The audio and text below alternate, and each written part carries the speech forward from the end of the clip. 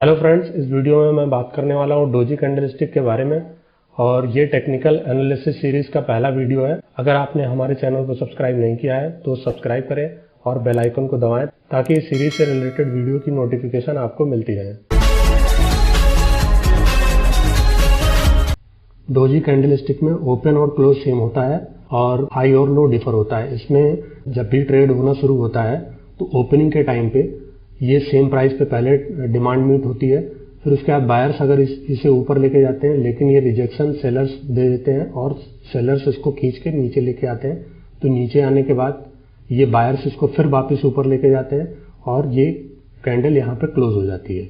तो इसीलिए ये दोनों तरफ का ही रिजेक्शन डिनोट करती है। अब ये कैंडल जो है ऊपर का भी रिजेक्शन है और नीचे का भी रिजेक्शन है। तो एक तरीके से ये बता रही है कि कैंडल मार्केट ना ऊपर जाना चाह रही है ना नीचे जाना चाह रही है, इसलिए डोजी फॉर्मेशन हो रहा है। इसको डोजी कैंडल बोलते हैं। और के हाई और लो के हिसाब से ये 4 टाइप की डोजी होती है, जिसमें से अगर हम लोग देखते हैं तो पहली डोजी है कॉमन डोजी, दूसरी है लॉन्ग लेग डोजी, फिर है ग्रेविस्टन डोजी और फिर है ड्रैगन फ्लाई डोजी।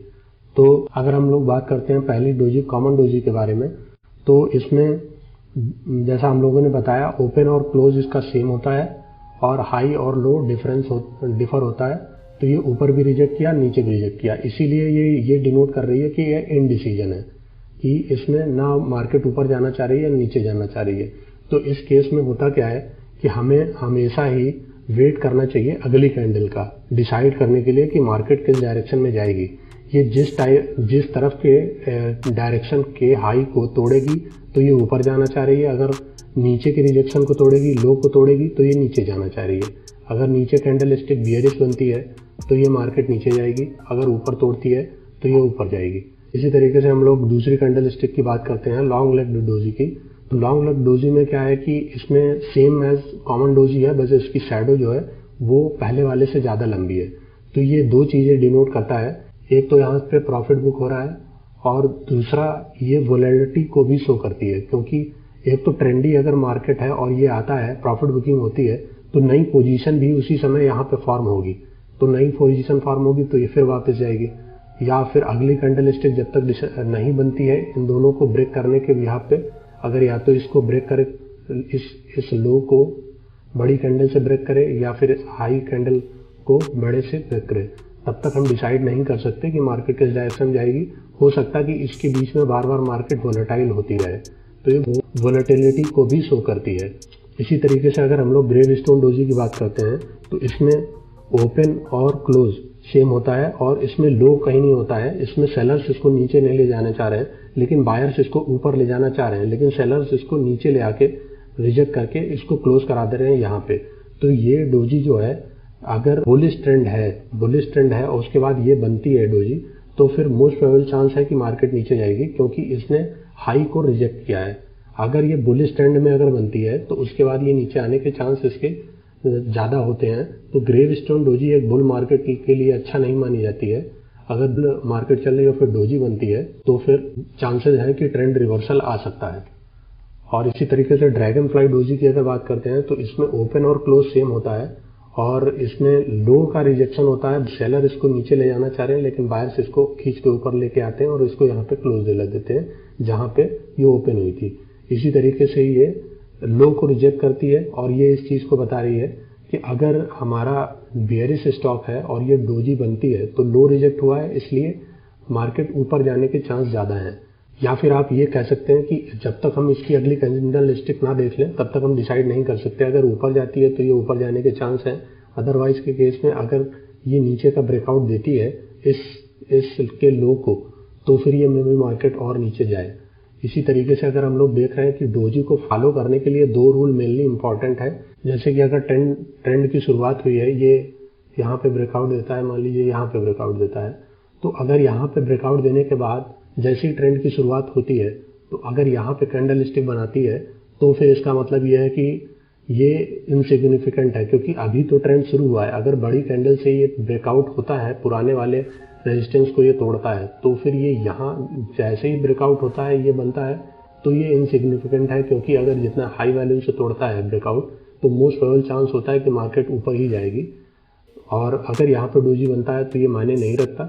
और इसी तरीके से रूल ऑफ टू का मतलब ये है कि अगर कोई भी कैंडल स्टिक डोजी बनी है तो केवल वो सफिशिएंट नहीं है डिसाइड करने के लिए कि मार्केट का बिहेवियर कैसा रहने वाला है, लेकिन अगर हम दूसरी कैंडल स्टिक को देखते हैं तो उसके हिसाब से हम डिसाइड कर सकते हैं। जैसे यहाँ पे ये बनी है तो मार्केट तो ऊपर जाने के केस में है, लेकिन अगली कैंडल का अगर हम लोग वेट करते हैं और सपोज ये उससे भी बड़ी कैंडल बना देता है जैसी पहले बनी थी, तो फिर ये एक फेक ब्रेकआउट भी होगा। तो फेक ब्रेकआउट होगा तो उस केस में हम ये कह सकते हैं कि हमको इस कैंडल के लो पे हमें हटना चाहिए, या फिर इस कैंडल का पूरा क्लोज तक देख लेने के बाद तब तो हटना ही चाहिए, क्योंकि मार्केट ने फेक ब्रेकआउट दिया है और हमें हटना चाहिए। अगर ये उसके बाद फिर से एक कैंडल बनाता है बुलिश, तो फिर ये मार्केट ट्रेंडी है और ये और ऊपर जा सकती है। अब अगर डोजी और बोलिंजर बैंड को लेते हुए एक स्ट्रेटजी है जिसके बिहाफ पे हम लोग ट्रेड ले सकते हैं। जैसे कि अगर बोलिंजर बैंड चल रहा है, Bollinger band bullish Bollinger band है, और बुलिश बोलिंजर बैंड में अगर डोजी सपोज करिए जब वो नीचे आता है और एक बुलिश ट्रेंड में है तो नीचे आने पे अगर डोजी बनाता है, सपोज करिए यहाँ पे डोजी बनाता है ये ड्रैगन फ्लाई डोजी बनाता है तो ये लो को रिजेक्ट कर रहा है। अब लो को रिजेक्ट करने के बाद अगर या कोई भी डोजी भी बनाता है, सपोज करिए नॉर्मल कॉमन डोजी भी अगर बनाता है, बुलिश ट्रेंड होना चाहिए। उसके बाद अगर ये बोलिंजर बैंड के बाहर डोजी बना रहा है तो मोस्ट प्रोबेबल चांस है अगली कैंडल का आप वेट कर सकते हैं। अगर ये बुलिश कैंडल बनाता है फिर से तो फिर ये आगे बुलिश ही रहने वाला है। और अगर बीच में कहीं पे भी डोजी बन रहे हैं तो ये इस चीज़ को बताता है कि ये ट्रेंड जो चल रहा था वही रहेगा, पॉज इन ट्रेंड है, ये आगे बढ़ने ही वाला है, ट्रेंड ऐसा ही रहने वाला है। और इसी तरीके से अगर यही सेम अगर हम देखते हैं बियरिश ट्रेंड में, बियरिश अगर बोलिंजर बैंड है, ओवरऑल बियरिश बोलिंजर बैंड में देखते हैं तो बियरिश में अगर मान लीजिए ऐसे आता है और फिर थोड़ा ऊपर जाता है फिर नीचे, फिर ये ऐसे आता है फिर ऊपर जाता है नीचे। अब इसमें अगर ये यहाँ पे डोजी बनता है तो मोस्ट प्रोबेबल चांस है अगली कैंडल का हम लोग वेट करेंगे। अगर ये फिर से बियरिश कैंडल बनाता है तो मोस्ट प्रोबेबल चांस है ये नीचे जाएगा। और इसमें भी वही सेम है कि अगर ट्रेंड के बीच में बन रही है कहीं पे डोजी तो ये मार्केट जैसी चल रही थी वैसी ही चलती रहेगी। इसको हम लोग आगे स्टॉक में भी देखेंगे। इस चीज़ को अगर हम लोग चार्ट पे देखते हैं तो जैसा कि मैंने बजाज फाइनेंस का चार्ट खोला हुआ है, अब इसमें हम लोग देखते हैं कि डोजी कहाँ पे बोलिंजर बैंड के बाहर बन रही है। ये 15 मिनट का चार्ट ओपन है। अगर 15 मिनट का चार्ट ओपन करने के बाद हम लोग देखते हैं तो इसमें ये एक डोजी है, ये यहाँ पे 2 अगस्त को 10 बजे बन रही है डोजी। इसमें अब हम अगर देखते हैं तो ये ओवरऑल ट्रेंड इस स्टॉक का बुलिश है और इसने डाउन ट्रेंड में यहाँ पे डोजी बनाई है, तो यहाँ पे अब पॉसिबिलिटी है कि ये जो स्टॉक है ये ऊपर जा सकता है। अब अगर इस बुलिश ट्रेंड में अगर हम लोग इस चीज़ को ऊपर की तरफ देखते हैं कि बुलिश स्टॉक है और यहाँ पे डोजी ऊपर की तरफ बनाता है तो फिर वो उतना मायने नहीं रखता, क्योंकि बुलिश स्टॉक है, ट्रेंड रिवर्सल के चांसेस आएंगे तो कम आएंगे। अगर आप स्टॉप लॉस बेसिस पे जाते हैं तो फिर तो कोई दिक्कत नहीं है, क्योंकि कभी कभी ऐसा भी होता है कि रिवर्सल भी आने के चांस बुलिश ट्रेंड में भी रहते ही हैं, क्योंकि थोड़ा बहुत करेक्ट होके ही स्टॉक चलता है। लेकिन जैसे ही वो आउटसाइड वाली डोजी तोड़ेगा तो वही स्टॉप लॉस होगा। सबसे बड़ी बात तो इसमें ये है कि अगर हम मान लीजिए इसकी ऊपर डोजी बन रहा हो, ये बुलिश स्टॉक है, और इसमें अगर बाहर डोजी हम ऊपर का कोई केस देखते हैं तो क्या रहता है। जैसे कि मान लेते हैं कि ये एक डोजी है, क्योंकि काफ़ी छोटी बॉडी बनी हुई है तो ये मान सकते हैं। तो इसमें डोजी बनी और इसके बाद ये नीचे आई और उसके बाद ये साइडवेज इसी के अंदर चलती रही है, तो मोस्ट प्रोबेबल चांस यही रहता है कि रिवर्सल आता है अगर बाहर डोजी बना है तो। और अंदर डोजी की अगर बात करते हैं तो ये देखिए ये एक डोजी है और ये डोजी बना है। तो जब तक ये बोलिंजर बैंड के अंदर डोजी बनते रहेंगे तब तक चांसेस है कि रिज्यूम करेगा ट्रेंड। अगर बियरिश ट्रेंड है तो बियरिश रहेगा, बुलिश है तो बुलिश रहेगा। तो इसी तरीके से अगर ये जैसे एक डोजी देख रहे हैं हम लोग 22 जून को, इस डोजी में भी यही है कि ये लगभग बाउंड्री पे है, इसलिए ये रिवर्सल हुआ है। अब इस स्ट्रेटजी से हम लोग ट्रेड कैसे एग्जीक्यूट करेंगे, इसके लिए एंट्री कहाँ पे लेंगे, एग्जिट कहाँ, क्या स्टॉप लॉस रहेगा, इसको अगर देखते हैं तो हमने 2 अगस्त में ये पोजीशन देखी थी, तो 2 अगस्त में जाते हैं और ये डोजी बन रहा है नीचे की तरफ। इस वाले डे में अगर हम लोग देखते हैं तो ये 10 बजे डोजी बन रहा है, 15 मिनट का चार्ट है। हम क्लोजिंग पे पोजीशन डालेंगे अगली कैंडल के क्लोजिंग पे। तो अगली कैंडल का क्लोजिंग ये हो गया 10:30 बजे। यहाँ पे एंट्री लेंगे और स्टॉप लॉस इसका हो जाएगा, इसका जो डोजी का जो लो है वो स्टॉप लॉस हो जाएगा 6203 पे एंट्री है, क्योंकि इस कैंडल का क्लोज है 6202, तो 6203 पे हम लोग एंट्री लेंगे। इसका डोजी का लो है 6170, तो हमारा स्टॉप लॉस जो है 6169 हो जाएगा, या और थोड़ा नीचे ले सकते हैं 6165। इसके बाहर अगर ओपनिंग देता है तो हम एग्जिट कर देंगे। अगर ट्रेंड रिवर्सल होता यहीं इसी कैंडल के बाद अगर ट्रेंड रिवर्सल हो जाता तो वैसे मोस्ट प्रोबेबल चांस है कि अगर बुलिश स्टॉक है, क्योंकि जैसा हम लोग देख रहे हैं ये बुल स्टॉक है, 2 दिनों से पिछले कम से कम 4-5 दिनों से 10 दिनों से ये बुल में चल रहा है, इसलिए हम इसमें नीचे वाली कैंडल पे ये ट्रेड डालना है। और इस ट्रेड डालने के बाद अब हम टारगेट कैसे फिक्स करेंगे, इसके 2 तरीके हैं। इंट्राडे बेसिस पे अगर जा रहे हैं तो इंट्राडे बेसिस पे हम 3 मिनट का चार्ट खोलेंगे और 3 मिनट के चार्ट में एंट्री हम लोगों ने बनाई थी 10:30 बजे, तो एंट्री हम लोगों ने 10:30 बजे बनाई थी यहाँ पे।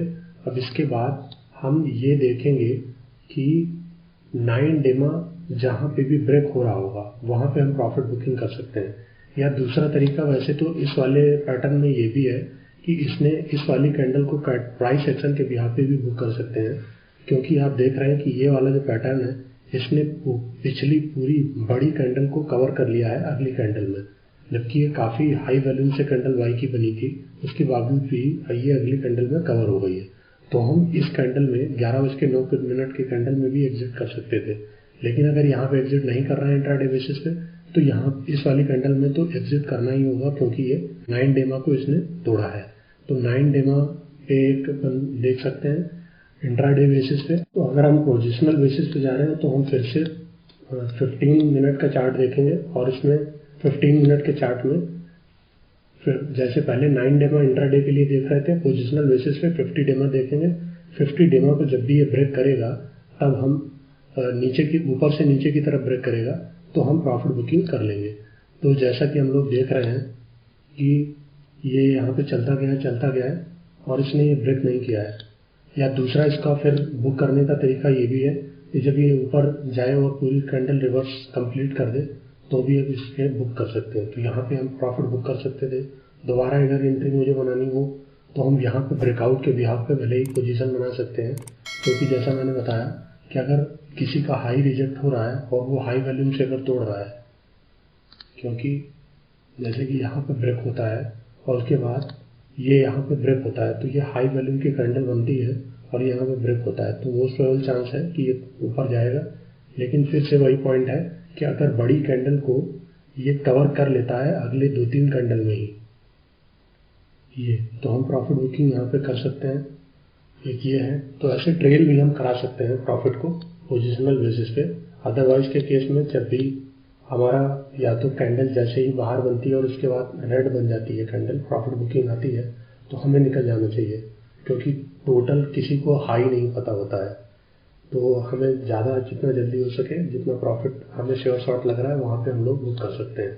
अगर यहाँ पे नहीं बुक कर रहे हैं तो फिर और ट्रेल कराना चाहते हैं तो और ट्रेल करा सकते हैं। अगर हम यहाँ पे बुक नहीं करना चाहते हैं तो ये जो बुलंजर बैंड का लाइन है एक यहाँ पे बुकिंग कर सकते हैं। अगर यहाँ पे भी बुक नहीं कर रहे हैं तो इस वाले पॉइंट पे तो पक्का ही बुक करना बनता है, क्योंकि ये काफ़ी हाई वैल्यूम की कैंडल है और इसने अच्छे से ब्रेक किया हुआ है। तो यहाँ के बाद मे भी स्टॉक काफी नीचे जा सकता है, तो इसके बाद ये नीचे गया भी है। तो इसलिए 50 डेमा जो है पोजिशनल बेसिस पे अच्छा टारगेट प्रोवाइड करता है। तो हम लोगों ने एंट्री बनाई थी 6216 पे, अगर हम 50 डेमा पे भी हटते हैं तो 6335 तक का हम लोगों को मिलेगा। 6335 और 6213 तो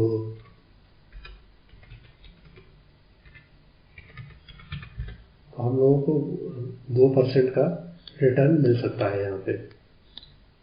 अब बुकिंग के ऊपर है, अगर आप ट्रेल कराते हुए बुक करते जाते हैं तो फिर आपको इससे अच्छा भी रिटर्न मिल सकता है। और ये टाइम फ्रेम भी ज़्यादा बड़ा नहीं है। ये हम लोगों ने 2 अगस्त को पोजीशन डाली है और ये 5 अगस्त को हमारा एग्जिट का टाइम आ गया है। अब इसी तरीके से अगर हम इंडेक्स में देखते हैं कि हम बोलिंजर बैंड और डोजी की स्ट्रेटजी कैसे अप्लाई कर सकते हैं, तो हम बोलिंजर बैंड के बाहर डोजी को अगर ढूंढते हैं तो ये मैंने निफ्टी 50 का चार्ट खोला हुआ है और 50 मिनट का टाइम फ्रेम है। तो ये डोजी इसमें एग्जैक्ट तो नहीं है, लेकिन एक डोजी ये है 15 मिनट के चार्ट में, ये है 17 अगस्त को 12:45 पे। तो 17 अगस्त को 12:45 पे हम लोग मार्क कर लेते हैं। और इसके बाद अब अगर हम देखते हैं कि इसमें ये आगे इसमें 3 मिनट के चार्ट में, अब इसमें अगर हम एंट्री एग्जिट देखेंगे तो एंट्री एग्जिट इसका वही बनता है कि इसके 3 मिनट के चार्ट में पहले तो हम ये देखेंगे कि ये आगे गया है, तो यहाँ पे बनेगा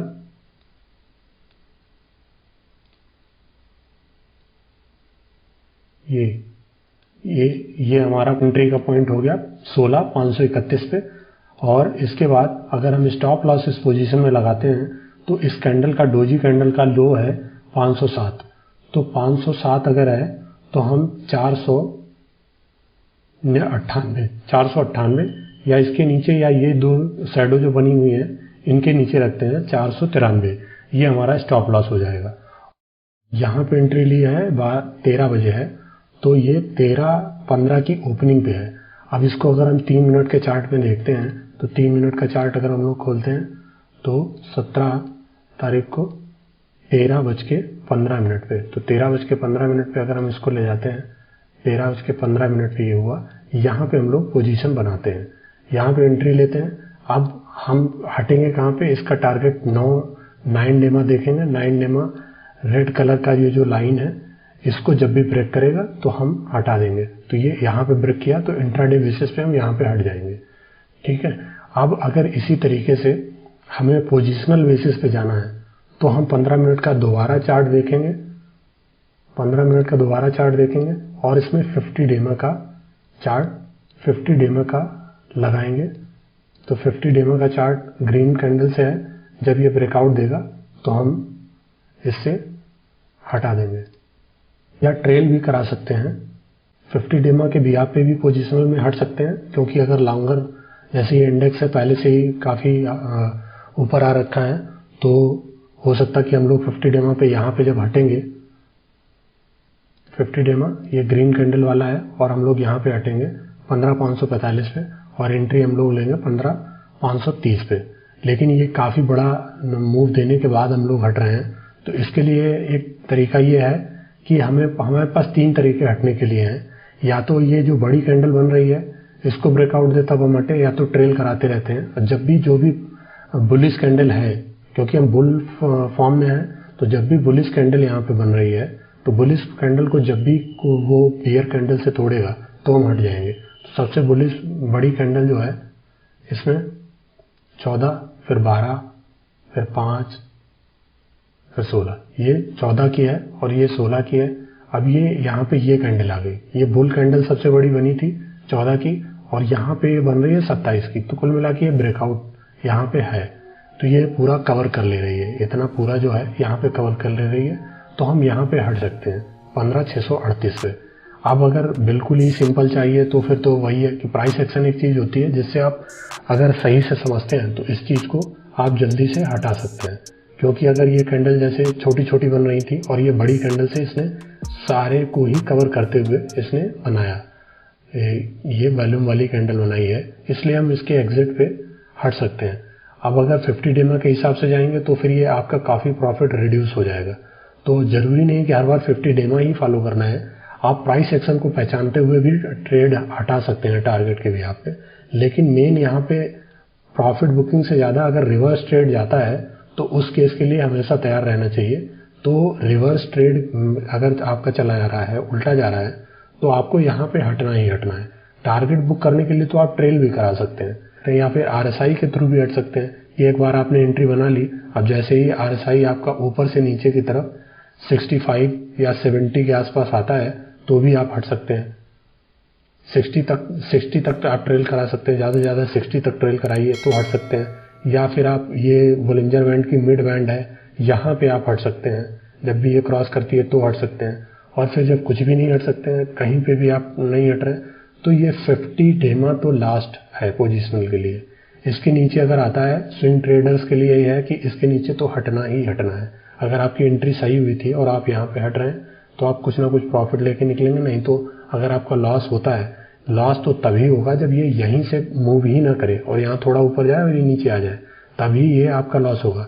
तो लॉस के केस में तो ये है कि आपको स्टॉप लॉस पे वैसे भी हटना है, तो ये इस तरीके से वर्क करेगा। Don't forget to like and subscribe.